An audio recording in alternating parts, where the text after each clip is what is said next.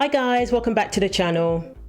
So I wanted to give some updates on the case with the sorority sisters in Wyoming University who were fighting the fact that they had to have a biological man in their sorority house, who, as far as the university was concerned, as far as the sorority chapter was concerned, is a woman.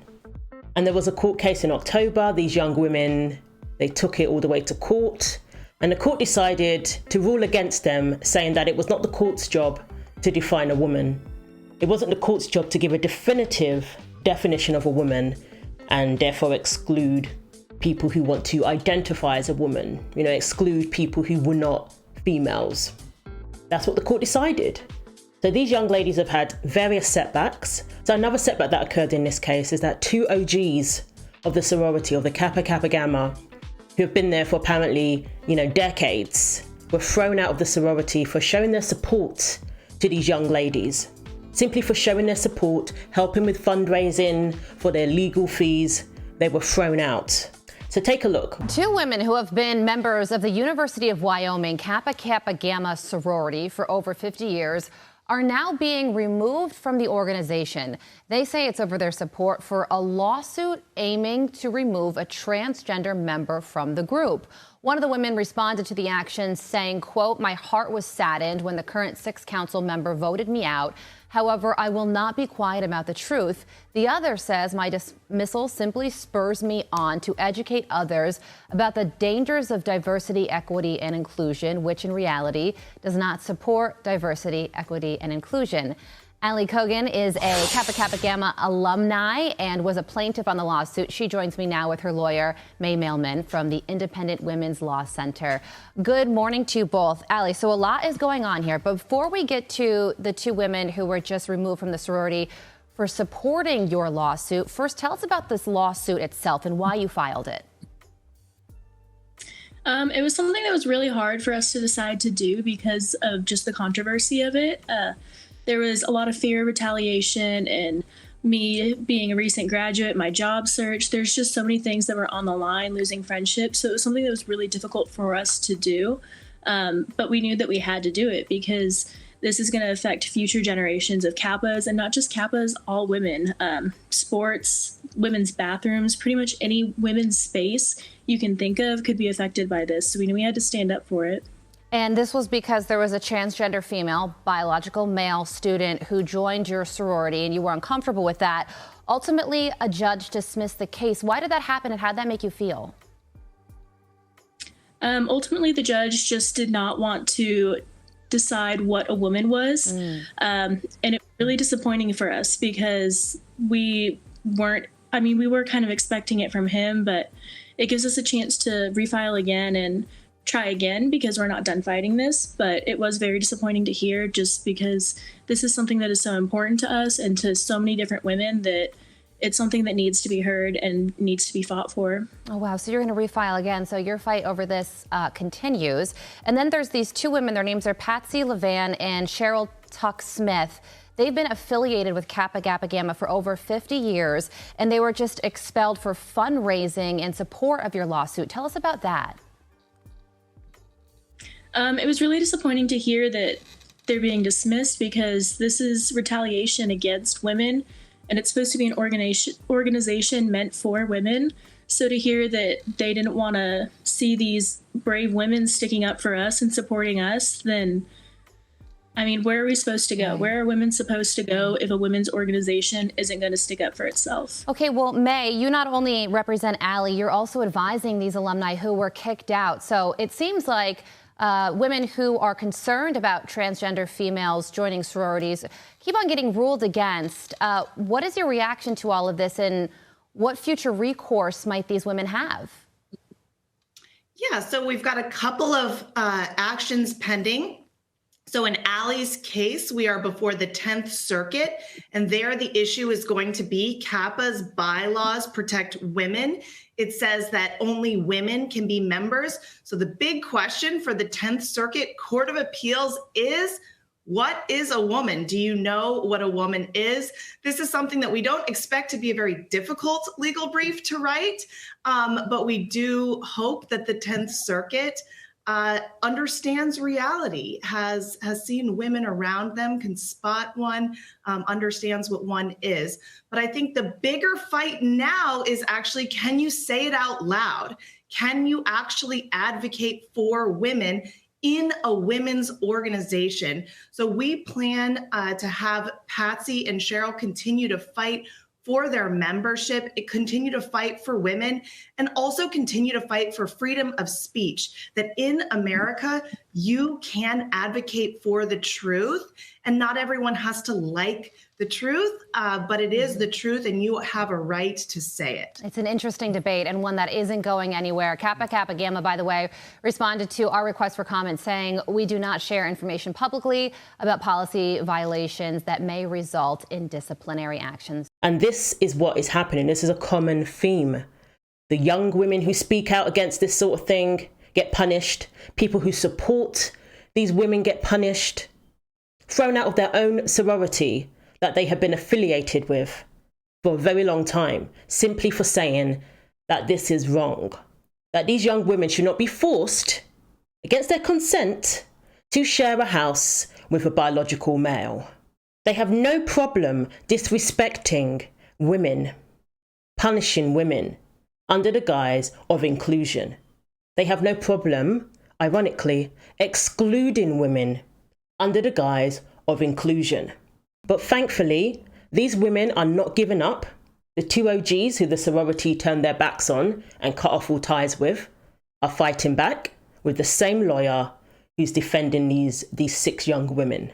All of them are fighting for their rightful place in a sorority that is supposed to be for women, that is supposed to be for young girls. If the courts want to be regarded as a serious institution in America, in this country, then they're going to have to show that they have the ability to define what a woman is. They're going to have to show that they have the ability to look out for the interests of women. And in order to do that, they have to know what that is.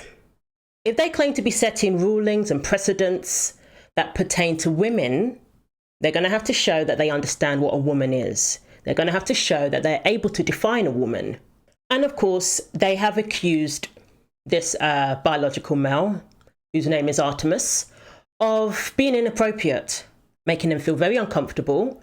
They have alluded to this person getting a kick out of the whole thing, being around biological, females, and being turned on and all sorts of things. There have been allegations that were made. The allegations were dismissed. Some, people who testified who are part of the sorority said that it was just gossip. Drunken gossip was one of the quotes that was put out there. So, basically the court didn't believe these young women. And they are speaking a little bit more about this aspect of the whole case, the aspect of this person being inappropriate with them and just not belonging in the house because this is a biological male with everything fully intact. I mean, in the court case, they were even using he, him pronouns for this person because they don't regard this person as a woman, clearly, and they don't even regard this person as somebody who is trying to identify as a woman. They said the person doesn't even make much of an effort, and they are essentially being forced to share a house with somebody who certainly doesn't pass as a woman and is clearly still male, still has all the perhaps attraction to females.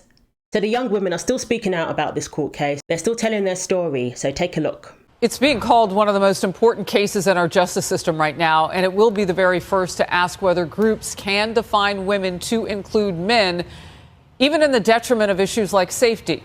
6 Kappa Kappa Gamma sorority members at the University of Wyoming sued their chapter, and now it is before the federal appeals court. They claim admitting transgender student Artemis Langford violated bylaws, and they accuse Langford of inappropriate behavior at their sorority house. We'll get into that. A lower court judge tossed their lawsuit out in October, and now the plaintiffs want the higher court to define a woman. Allie Kogan is one of the plaintiffs. Remember, there are 6.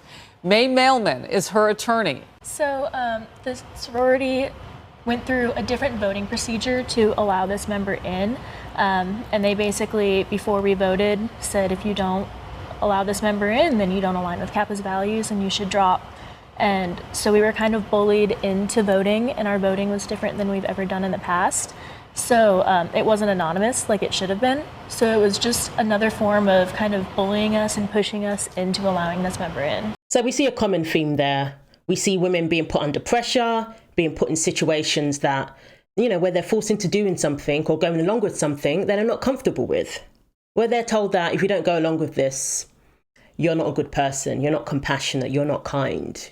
And this is the thing that happens. They roll out the red carpet for the trans-identified male, and then they exclude the women and mistreat the women, essentially, telling them that they're the ones who are in the wrong, that there's something wrong with them because they don't go along with it, because they're not comfortable being in the house with a male. So this young woman goes into a bit more detail about some of the accusations they have made against Langford, making them feel very uncomfortable, putting them in awkward situations, making them feel unsafe even. There's been a lot of different uncomfortable situations that have made a lot of the girls really not want to even be in the house anymore, myself included. Like going to shower, we have communal bathrooms. And so walking from my room, I would wait to shower until later at night just because I was hoping that no one would be waiting in the living room or anything to make sure no one saw me walk past in a towel and got excited about it. It's our house. We're supposed to feel comfortable and be safe and not have to worry about outside pressures or men being there. But all of a sudden, the tables turned on us. Right. So these women have experienced personal trauma. So one of them is a sexual assault survivor. And to have someone ask them about their female genitalia, to have the male get aroused while he's sitting in a common room, to watch them undress, to ask them about their breasts. I mean, you shouldn't have to put up with that anywhere. But you really shouldn't have to put up with it in your sorority house. So there you go. The lawyer has confirmed it. Some people commented on the last video I did about this, saying that the girls didn't really go into detail. They kind of avoided the question even. That may very well be because they're uncomfortable. They don't want to use those words, use that language on TV. So the lawyer did it for them right there. The lawyer said, this is exactly what has been going on. This is what the girls have complained about. And, she was able to speak for them. So I'm glad that we've got this out in the open now. This is what they're alleging. The courts didn't believe them. The first court didn't believe them. But I'm glad that they're continuing to fight. They're continuing to tell their story. And clearly they're not going to back down. And that's good news. And I commend these young women. I'm glad they've got a good lawyer who's making the situation very clear so that there's no confusion. This is what these young women are alleging that they went through. This is what these young women are saying. This is their story. And this is why they don't want to share a house with a biological male. And this is why somebody who's identifying as trans should not automatically be treated as a hero. Because when, Artemis was on MSNBC, what was it the host said? Something about being a brave woman. But no, this lawyer is saying, actually, this individual is acting inappropriately, should not be in the house with women, with young girls, is turned on by the whole situation, gets a kick out of it. And we don't know what these young women have been through.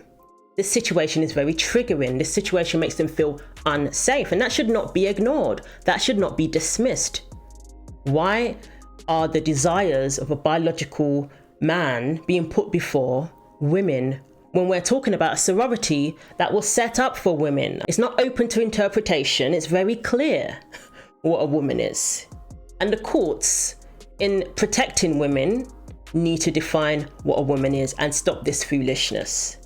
They need to be very clear. Now, if the sorority wants to change its bylaws, that's another situation. At least that way, young women who want to join the sorority get a heads up. But what's happening is women who have joined the sorority, expecting to be surrounded by other women, are now being blindsided and being forced to share with a biological male. And that's not right.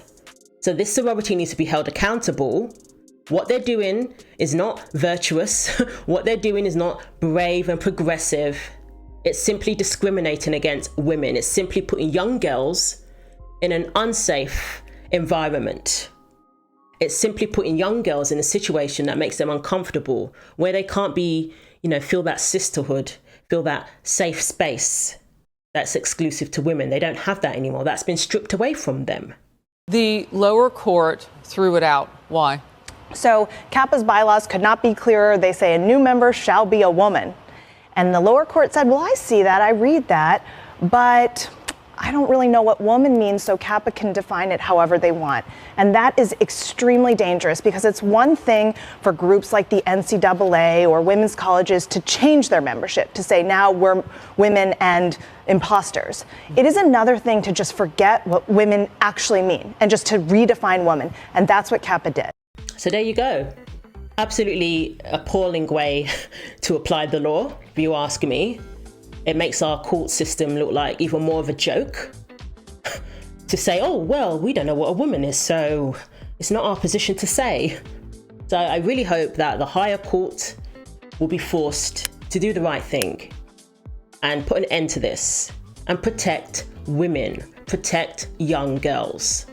That doesn't take away from the rights of other individuals. Why should it? But for the people who have joined the sorority, they shouldn't be discriminated against. They shouldn't be told, oh, sorry, we're going to flip what it means to be in a sorority and blindside you and put you in a situation that makes you feel unsafe. No, that's not right. So let me know what you think. Show your support to these younger women and, let's get behind them. So thanks for watching. Take care of yourselves. And God willing, I will see you in the next video.